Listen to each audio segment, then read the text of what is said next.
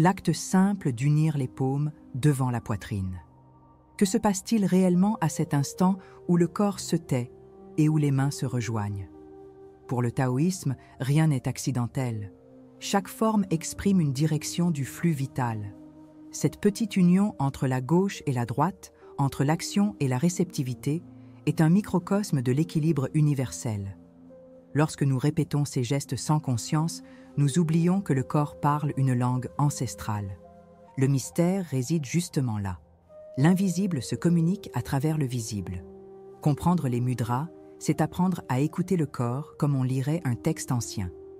Sur la chaîne Solstice, c'est cette écoute que nous cherchons à éveiller, le point de rencontre entre philosophie et expérience. Les mains sont bien plus que des instruments d'action, elles sont des cartes du monde intérieur. Chaque doigt représente un principe, un élément de la psyché sous forme organique. Lorsqu'ils s'unissent, ils composent des phrases énergétiques qui modèlent la respiration, la concentration et l'émotion. Certains moines méditent des décennies entières à observer comment un simple geste transforme la pensée. C'est cela, l'art des mudras, des gestes qui apprennent au corps à penser. Plutôt que de chercher l'équilibre à l'extérieur, ils nous rappellent que l'harmonie est un dessein intérieur. Et comprendre cela, c'est s'éveiller à une sagesse que le regard ordinaire ne perçoit pas. Chaque doigt, chaque courbure renferme une histoire de lien entre l'esprit et la matière. Dans les temples anciens, moines et danseurs transmettaient des états de conscience par la seule position des doigts. Aujourd'hui, nous avons perdu cette grammaire du geste et cherchons l'équilibre dans des techniques extérieures. Mais qu'aurions-nous à gagner si nous redécouvrions le pouvoir d'une posture consciente? Aujourd'hui, nous parlerons des mudras, ces gestes symboliques qui agissent comme des cartes d'énergie et d'attention. En unissant deux doigts ou en modifiant la position des paumes, nous ne faisons pas qu'un mouvement. Nous ouvrons un circuit entre l'intention et la forme. Dans les cultures anciennes, moines et artistes utilisaient ces gestes pour accéder à des états de clarté et de présence. Dans la vie quotidienne, nous en répétons inconsciemment les échos.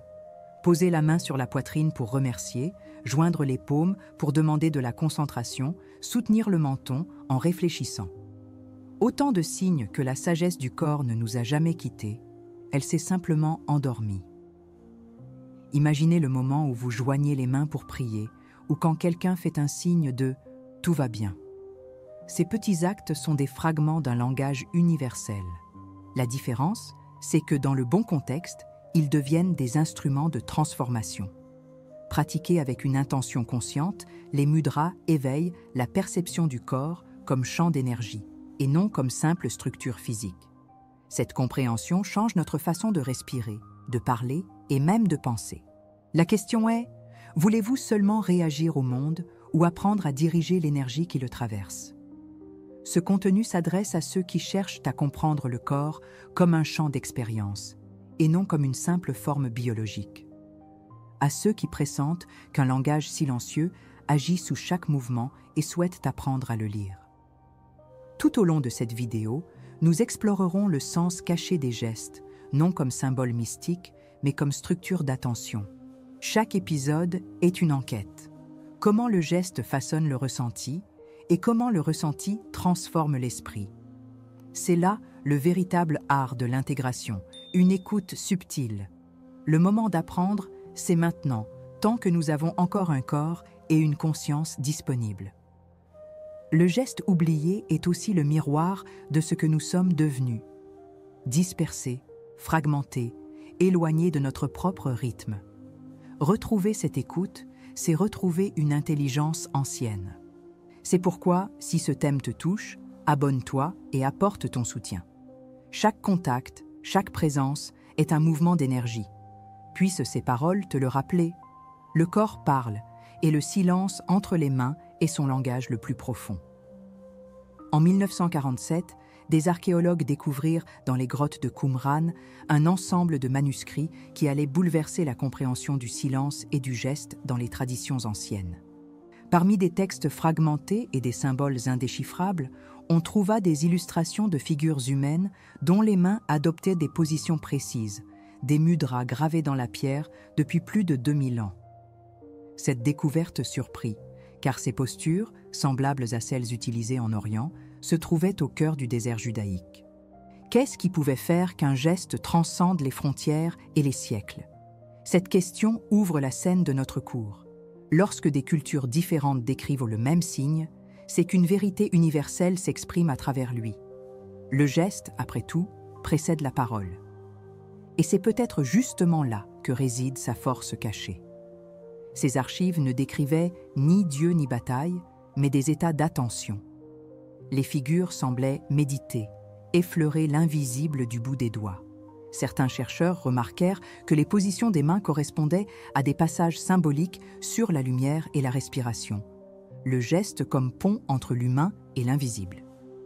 Comment des peuples sans contact apparent ont-ils pu partager le même code corporel? La réponse ne se trouve pas dans l'histoire des civilisations, mais dans l'anatomie de la conscience. Les mains, dans toutes les cultures, sont les instruments du vouloir et du percevoir. Elles modèlent à la fois le monde extérieur et le monde intérieur. Dans la philosophie taoïste, cette dualité est naturelle. Le corps est un champ de circulation énergétique, et chaque mouvement influe sur le rythme vital. Lorsque le geste devient conscient, il se transforme en langage de l'énergie. Le maître ancien Laozi disait que la forme est le contour de l'invisible, et que comprendre le corps, c'est déchiffrer le Tao manifesté. Ainsi, les mudras sont plus qu'un héritage culturel. Ils sont des archives vivantes d'un même principe d'ordre. Si des civilisations si éloignées ont convergé vers des gestes semblables, c'est qu'elles touchaient à la même structure de l'être. Cette convergence est le premier indice que le geste est la mémoire même de la conscience. Imaginez l'instant où un ritualiste indien et un moine chinois, séparés par 1000 ans, exécutent le même geste sans jamais s'être rencontrés. Soit un archétype collectif agit à travers le corps humain, soit l'énergie vitale elle-même trouve des formes semblables pour s'exprimer. Dans les deux cas, le résultat est le même. Le corps devient médiateur entre les mondes. La main, lorsqu'elle s'organise en symbole, active une géométrie de la présence. C'est pourquoi l'étude des mudras ne relève pas seulement de la religion, mais aussi de la psychologie profonde et de l'art.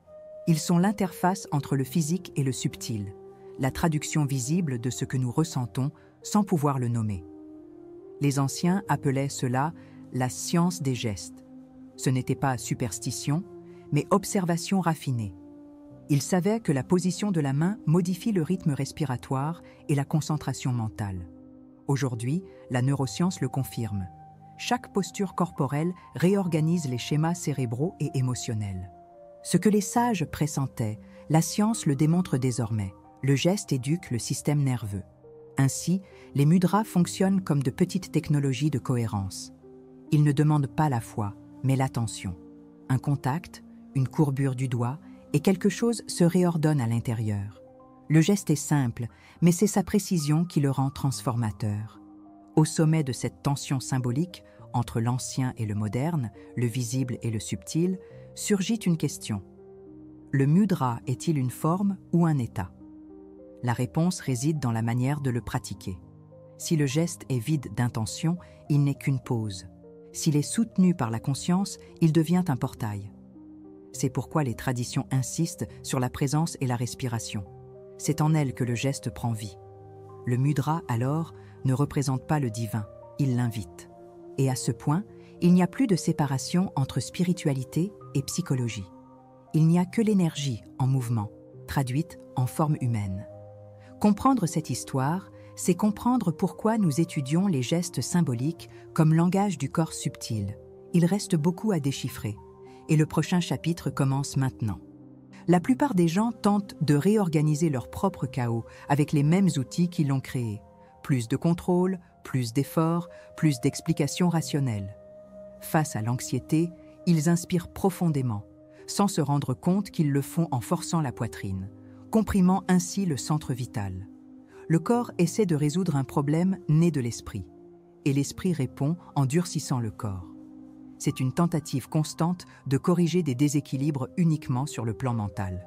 Pourtant, lorsque le geste devient mécanique, il renforce la rigidité qu'il cherche à guérir. L'effet secondaire est invisible mais dévastateur, la conscience se déconnecte du corps lui-même. Ce que nous appelons le self-control est souvent une forme déguisée d'autonégation. Dans la quête d'équilibre, apparaissent des modes qui promettent de réinitialiser le système nerveux à l'aide de techniques de respiration forcée ou de méditation instantanée. Ces approches fonctionnent un temps, jusqu'à ce que le corps, surchargé, réponde par la fatigue et l'irritabilité. Ce qui échoue, ce n'est pas la méthode, mais l'absence d'intégration. Aucun système ne peut fonctionner s'il ignore le langage naturel du corps. Le taoïsme l'exprime clairement. Tenter de dominer le flux, c'est comme vouloir serrer l'eau dans la main. Il faut créer de l'espace, non de la résistance. L'erreur moderne consiste à confondre intensité et profondeur, effort et abandon. Ainsi, en corrigeant la posture mentale, nous oublions de corriger le geste qui soutient la pensée. Il existe pourtant une pratique méconnue qui agit précisément sur ce point de convergence entre le corps et l'esprit. Le mudra respiratoire de convergence, connu dans le système tibétain sous le nom de pranadhara. Il consiste à unir les extrémités du pouce et de l'index, tandis que le reste de la main demeure détendu sur les genoux, en dirigeant l'attention vers le point situé entre les sourcils. Cela semble simple, mais son effet est mesurable. Des recherches en neurophysiologie du geste, menées à l'Université de Kyoto, montrent que cette configuration réduit l'activité de l'amygdale, le centre cérébral de la réaction de peur, et augmente la cohérence cardiaque. En quelques minutes, le système nerveux autonome se réorganise. Le secret réside dans le principe de rétroaction somatique. Lorsque le corps adopte une forme cohérente, le cerveau réorganise ses réseaux pour refléter cette cohérence. Le geste, dès lors, n'est pas symbolique, il est fonctionnel. Il éduque le système à trouver la stabilité sans dépendre de l'effort cognitif. Contrairement aux techniques qui stimulent ou répriment les émotions, le pranadhara ouvre une troisième voie, le silence tonique. Dans cet état, la respiration se stabilise naturellement et l'attention se distribue de manière fluide, dissolvant le schéma de lutte ou de fuite. L'esprit n'est pas forcé à revenir au présent, il y retourne de lui-même. Pratiquer cet exercice chaque jour, quelques minutes seulement, produit un effet cumulatif. Le corps commence à anticiper des états de calme, créant une nouvelle mémoire physiologique de sécurité. Cela signifie que l'équilibre cesse de dépendre du monde extérieur pour devenir autogénéré. C'est une rééducation énergétique, non un rituel. Le geste agit comme une ancre pour le système nerveux, remplaçant le cycle vicieux du contrôle et de la fuite par un cycle de présence et de régulation. À long terme, il réduit les pics d'anxiété et améliore la clarté mentale, précisément parce que le corps cesse de lutter contre son propre flux. Ce qui est le plus fascinant, c'est que cette pratique brise le schéma mental qui emprisonne le plus l'être contemporain. La croyance que l'équilibre exige de l'effort. Le Tao enseigne le contraire. L'équilibre est la conséquence de la forme juste, non de la force appliquée. Le pranadhara en est le rappel vivant. Lorsque la posture s'aligne, le geste conduit l'énergie et le geste conduit la pensée. Tout s'organise autour d'une simplicité oubliée. Le véritable défi est d'accepter que la transformation profonde naît de mouvements subtils, souvent invisibles. Mais ce sont eux qui, répétés avec conscience, redéfinissent le champ intérieur. À présent que tu connais cet outil, la pratique est littéralement entre tes mains. Expérimente-le pendant 7 jours, observe les changements dans ton état d'attention et note les variations dans ton corps. Il s'agit d'une exploration, non d'une promesse. Que découvres-tu lorsque le corps cesse de réagir et commence à répondre? Laisse en commentaire la phrase « Je choisis d'écouter le geste avant la pensée ». Ce sera ton engagement symbolique envers cette nouvelle forme de présence. La pratique du pranadhara révèle un principe fondamental des traditions orientales. Le corps est le premier maître de la conscience. Lorsque les doigts s'unissent dans le geste de convergence, un circuit énergétique se forme et stabilise le champ intérieur. Cette union n'est pas seulement symbolique. Elle réorganise le système nerveux par la proprioception, en activant des zones cérébrales liées à l'attention pleine. Dans le taoïsme, cela correspond au retour du qi vers son centre naturel, le danxian, région où s'accumule l'énergie vitale. Dans le bouddhisme, on appelle cela samatha, l'état d'esprit unifié, libre de toute dispersion. En termes psychologiques, le geste agit comme une ancre somatique qui réduit le bruit cognitif et rétablit la cohérence entre sensations et pensées. Le mudra est donc un langage neuro-énergétique, une manière de reprogrammer le corps pour soutenir des états mentaux de stabilité. En unissant le pouce, la volonté, à l'index, la direction, le pratiquant symbolise la réconciliation entre intention et discernement. Cette union dissout la fragmentation qui caractérise l'esprit anxieux, habitué à séparer le ressenti de l'action. La neuroscience nomme ce processus intégration corps-cortex, lorsque les réseaux interoceptifs régulent les émotions à partir de la perception interne. Dans le taoïsme, c'est la base du Wu Wei, l'action sans résistance. Le geste, maintenu avec présence, enseigne au système à fonctionner depuis l'harmonie plutôt que depuis l'effort. Le pranadhara représente le retour du regard vers l'intérieur. Le bout des doigts crée un arc qui reflète le mouvement de l'univers, expansion et recueillement. Cette forme circulaire est le Tao manifesté dans le microcosme humain. Lorsque le geste est accompagné d'une respiration consciente, l'énergie vitale parcourt des trajets subtils, dissolvant les blocages émotionnels et restaurant la fluidité naturelle de l'être. Le corps cesse d'être un obstacle à la transcendance et devient son véhicule.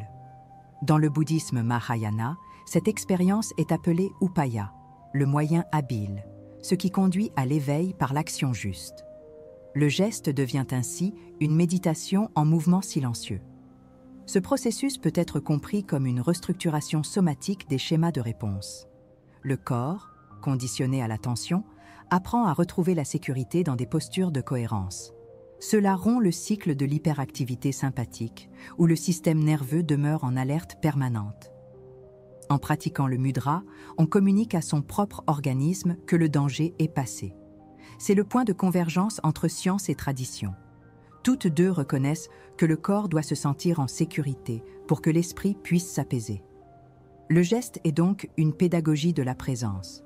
Il enseigne à vivre depuis le centre et non depuis la réaction. Le pranadhara possède également des implications philosophiques profondes. Il démontre que la conscience n'est pas un phénomène isolé à l'intérieur de l'esprit, mais un champ relationnel entre forme et énergie. Dans le taoïsme, on dit que l'énergie suit la forme, et la forme modèle l'esprit. Le mudra est l'application directe de cette maxime. En façonnant le corps dans une structure ordonnée, on oriente l'énergie vers l'équilibre, et cet équilibre se reflète dans la clarté mentale.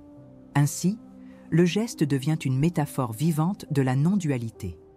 Le corps et l'esprit, le sujet et le monde, se reconnaissent comme les aspects d'un même processus dynamique.